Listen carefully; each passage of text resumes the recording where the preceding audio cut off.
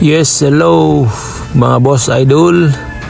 Labi na sa tong mga fans na sa likod nga gawara-wara. So shout out sa ilahang tulo atong mga fans sa panahon na palupad ta sa tong Alibangbang mga boss. So test fly without obstacle avoidance with obstacle avoidance. So siya diferensya siya mga boss.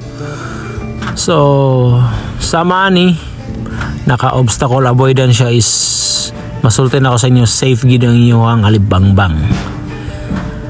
Kay unsay mga nakaharang sa unahan, kilid, likod. So di niya isangit sa mga angay masangitan like kahoy, building, wires ang imuhang Alibangbang ani mga boss.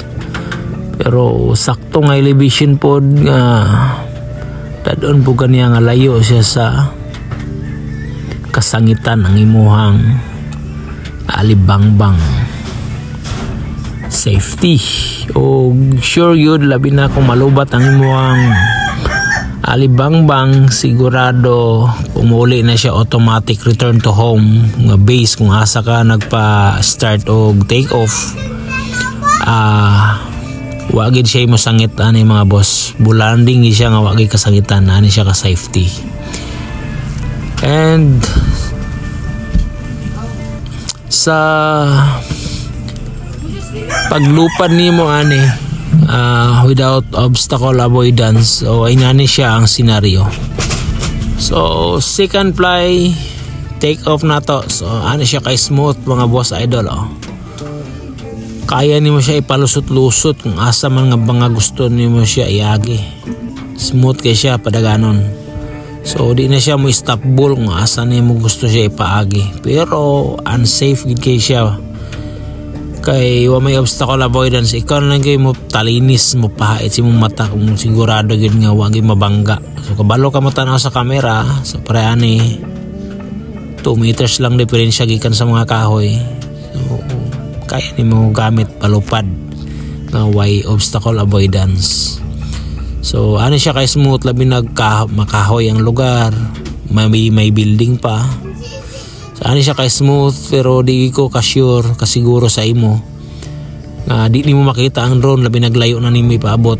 Sigurado nga sangit gid siya panan ipapauli nimo. Kay di man niya i-detect ang mga makaharang sa iyang likod, kilid at tubangan o ubos.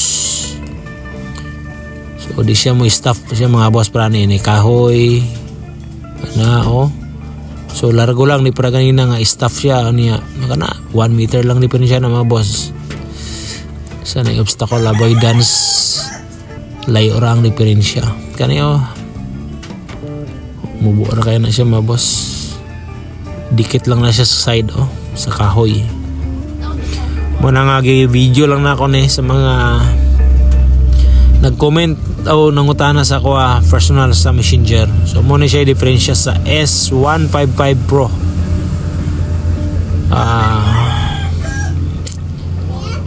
Muna siya.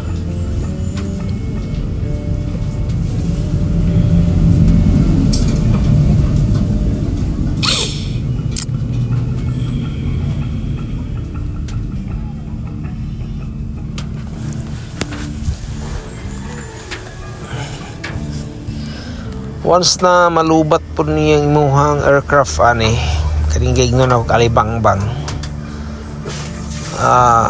binlan pag ini kaniyag isa ka bar ani nga makapauli pag siya kung asa siya mauli. So siguradoon po nimo nga 2 bars nga mo-warning na siya. Sigurado nga return to home na ginani mo siya direkta para gin nga safe nga makauli ang imuhang Alibangbang. Imo lang ganing pasagdan sure gid kang maabtan gid ka sa asa siya mahulog. Doko ato nang i-capture ang Doko 550 meters gikan sa ato ang gitindugan. O once nga malubat pod ang imuhang remote control, so safe gyapon nga makauli ang imuhang Alibangbang. Wala na control nimo, mo balik siya kung asa nimo gipa take off. Dito po na siya mudagpak, so di ka ngay mabalaka. labi na kung naka-obstacle avoidance ka, so safe nga mo kaulay ang imuhang alibangbang. Pero kung walay obstacle avoidance, gi-off nimo, sigurado ka di na siya mauli. Labi nagdaghan kahoy kay bulanding lang na siya hagas mga boss. Muna siya akong experience ani. Sa first day kapag abot ani mga udto gipalupad na ko dayon. Medyo takolba-kolbaan sa pag-operate. Then sa second day pagpalupad na to buntag gi-error siya. Muna siyang nisangit siya sa dakong kahoy. Kung nakita niyo yung video, gidelete lang na ko to siya mga boss tungod kay na-copyright claim ta sa music niya itong igamit. Muna kung gusto ka mag-content like ani, labi na Facebook ay grabe kay strike sa Meta.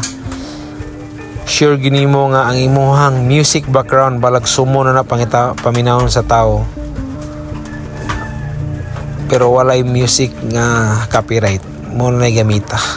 I-background music kay kung mogamit kag music nga i-recommend ni Meta, i-copyright lang yapon ka ni mga boss. Actually kanang mga music nga gusto niya i-recommend sa mo is entertaining lang na siya para pang views, pang followers, kay sada man sad man na og video nga na kay background. Pero once na mo clicks na og mo views ng imong page, imong mga videos, i-detect na ni Meta copyright claims. Tapos ang income dapat niya nag-trending viral yung video, ma-delete lang yapon nimo siya panahon-panahon.